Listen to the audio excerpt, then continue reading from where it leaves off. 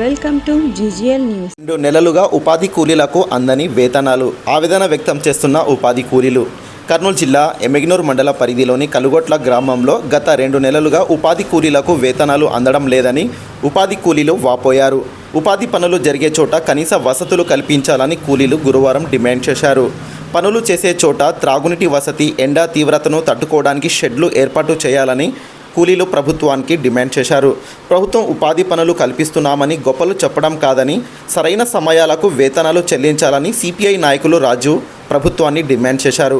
ఉపాధి కూలీలు ఎదుర్కొంటున్న బాధలను మీరే వినండి. మా ఛానల్ మీకు నచ్చితే లైక్ చేయండి, షేర్ చేయండి, సబ్స్క్రైబ్ చేసుకోండి. చూస్తూనే ఉండండి GGL న్యూస్. నడిచిపోవాలా ఈ తిరంగ నీళ్ళలోనే చెట్టు శామలో చేస్తాము. ఒక డాక్టర్లే ఒక ఏమిలే మాకేమన్నా కొరికితే ఎట్లా చూడాలి కదా సార్. కూలీలు పర్లేదు. నా పేరు మారమ్మ. ఇంత దూరం వచ్చానో చూడండి, రస నడిచి రావాలా.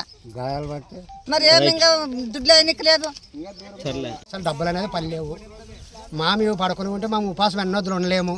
మేము వలసపోతాం ఇంకంతే విడిచిపెట్టి. నా పేరు నాగన్న సార్. ఇవాళ రాష్ట్ర ప్రభుత్వం కరువులు నివారించాలనే ఒక పద్ధతిలో ఉపాధి హామీ పని మొదలుపెట్టి ఇప్పటికే 2 నెలలు గడుస్తుంది. ఒకవైపు రాష్ట్ర ప్రభుత్వం, మరోవైపు కలెక్టర్లు అధికారులకు ఆదేశాలు ఇస్తున్నారు తప్ప పూర్తి స్థాయిలో ఎక్కడ పారదర్శకంగా వాళ్ళకి అన్ని వసతులు కల్పించడంలో 10 రోజులకు 15 రోజులకు ఒకసారి డబ్బులు ఇవ్వడంలో పూర్తిగా విఫలమైపోయారు. ఇవాళ రాష్ట్రంలో ఉపాధి హామీ పని మొదలుపెట్టి 2 నెలలు గడుస్తున్నప్పటికీ వాళ్లకు ₹1 కూలి కూడా ఇవ్వలేదు. ఇవాళ రాష్ట్రంలో ఎక్కడ చూసినా ధరలు పెరిగిపోయాయి. ఏది తినాలన్నా ఎక్కువ మొత్తంలో డబ్బులు చెల్లించాల్సి వస్తుంది. మరి దాన్ని దృష్టిలో పెట్టుకొని ఇవాళ కరువు వలసలు నివారించాలనే ఉద్దేశంతో కరువు పని పెడితే ఇవాళ 2 నెలలు గడుస్తున్నా కూడా వాళ్ళకి కూలీలు లేవు. మరి అసలు కూలీ ఎంత ఇస్తున్నారు అప్పటికి కూడా ఈ ఉపాధి హామీ కూలీలకు దానిపైన పూర్తి క్లారిటీ లేదు. మరి ఒకరు ₹100 ఇస్తారు, ఒకరు 150 ఇస్తా అంటున్నారు, కానీ ఇస్తారు గవర్నమెంట్ అని అంటున్నారు, కానీ అది కూడా ఇంతవరకు చేతికి అందలేదు.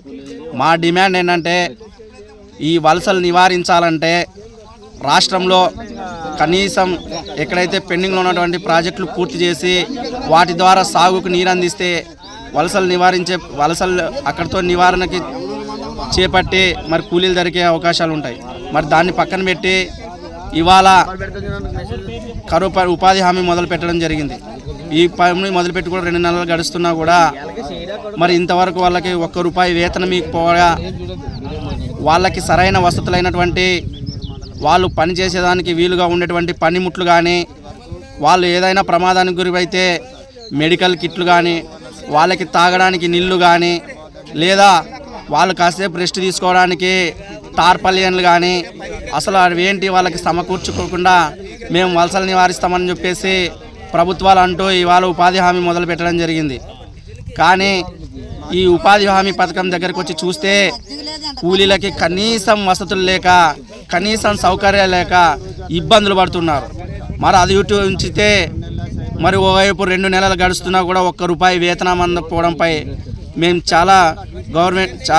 చాలా సిగ్గుపడుతున్నాం. ఇవాళ ఇంత దౌర్భాగ్యమైనటువంటి గవర్నమెంట్లో మేము ఉన్నామని చెప్పేసి ఇప్పటికైనా ఈ వలసలు నివారించే రకంగా చర్యలు తీసుకోవాలని చెప్పేసి వాళ్ళకి ఏదైతే 2 నెలల వేతనాలు పెండింగ్లో ఉన్నాయో వాటిని వాళ్ళకి అందించి వాళ్ళు పనికొచ్చేటప్పుడు సరైన పనిముట్లు కూడా మెడికల్ కిట్లు సౌకర్యాలు ఉండాలి. మరి అంతేకాకుండా వాళ్ళు సుమారు ఏదైతే గ్రామాలు ఉన్నాయో గ్రామ చుట్టుపక్కలే పనులు ఉంటే సరే, లేదా గ్రామాన్ని విడిచి 10-15 కిలోమీటర్ల దూరం వస్తే వాళ్ళకి రవాణా ఛార్జీలు కూడా వాళ్ళ ఖాతాలో జమ చేయాలని చెప్పేసి కూడా మేము డిమాండ్ చేస్తున్నాం. నా పేరు రాజీవ్, సిపిఐ పార్టీ మండల సహాయ కార్యదర్శి.